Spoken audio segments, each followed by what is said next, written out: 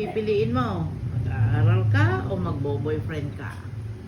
Kasi pag pinagsabay mo yan, malabo kang makakatapos niyan.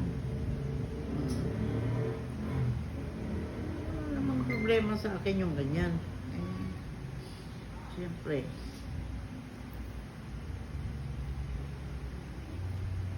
May sinasabi ka pa hindi sa akin sa ano yung dyan, sa ano. Sabi mo, inaaya ka magpesta dyan. Dyan, sa anong?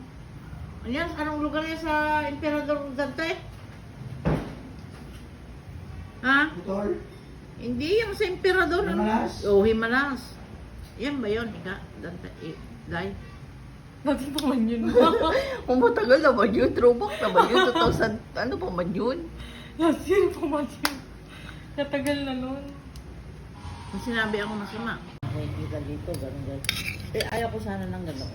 Huwag mo na ko rin yun doon para sa mga bata.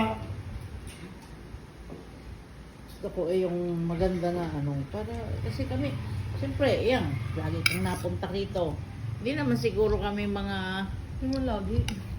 na second timer nang pumunta ka rito sa amin. Ano ang purpose? Babae.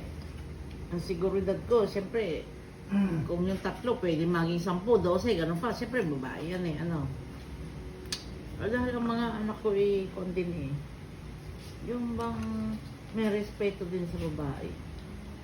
Pag nag-girlfriend sila, unless na nakapasok pa siya sa relasyon ng isang babae, hindi siya mag-girlfriend ng iba.